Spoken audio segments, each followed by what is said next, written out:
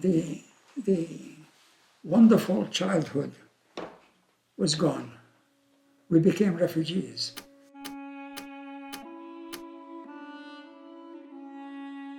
Literally a few days before we left Jaffa, there was a bunch of attacks, a whole series of attacks that were part not just of attacking Jaffa, but attacking every strategic city and town and village in Jaffa.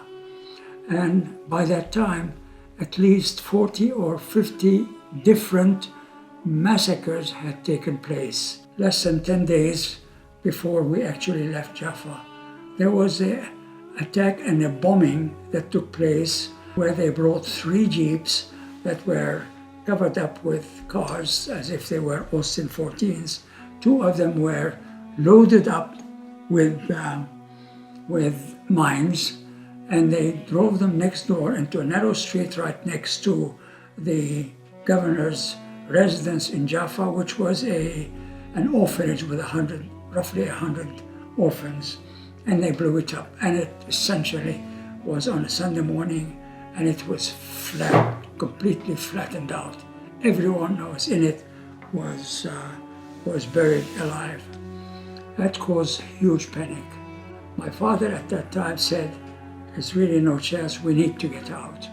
And he got us tickets on a ship which was called the SS Argentina, which was scheduled, the passenger and cargo ship, scheduled to go from Jaffa to Beirut.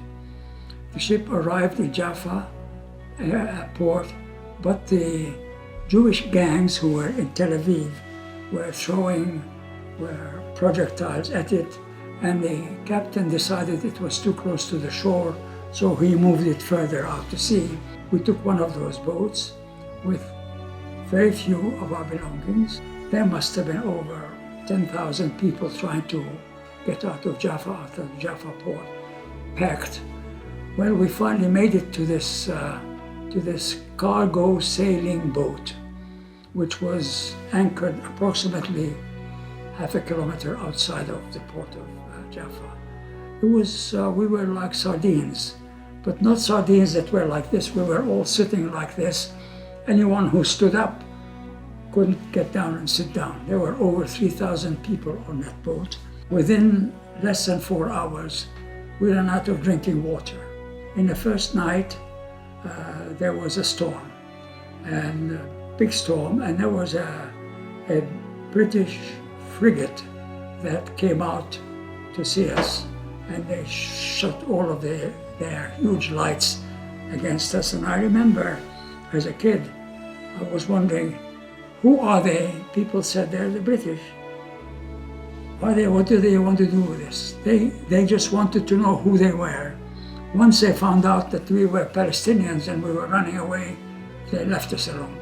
The following day, a woman less than probably 4 meters away from me, who was pregnant, aborted. She lost her baby.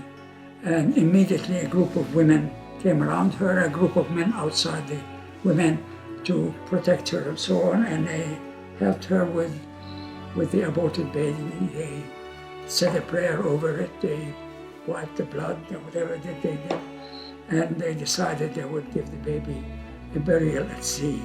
Now, I was a kid of 15. This is something no kid should be put in a situation where he feels completely defenseless. Everybody believed this isn't happening.